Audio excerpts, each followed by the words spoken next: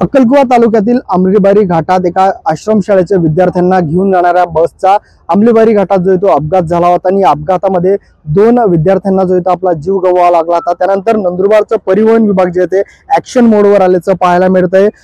आज सकाळपासूनच खरं तर परिवहन विभागाने पूर्ण शहराभरात जे ते धडक मोहीम राबवली आणि या मोहिमेत जे ते 35 पेक्षा अधिक रिक्षा जे आहेत ते या ताब्यात घेण्यात आलाय। खरं तर अवैध वाहतुकीचा प्रश्न जो आहे तो या अपघातानंतर पुन्हा चाहत्यावर आला होता। अनेक तक्रारी देखील या संदर्भात परिवहन विभागाला प्राप्त झाल्या होत्या।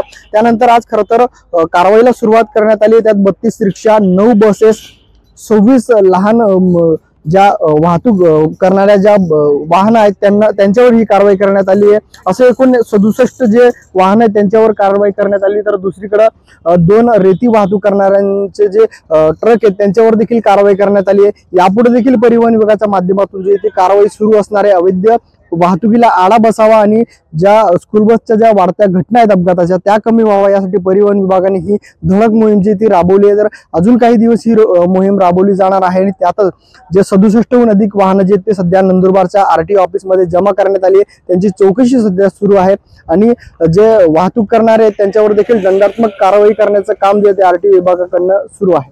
सागर कॉलेज, साम टीव्ही न्यूज, नंदुरबार।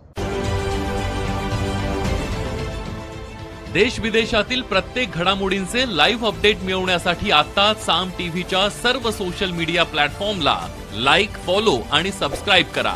तसंच सर्व नोटिफिकेशनसाठी बेल आयकॉन प्रेस करायला विसरू नका।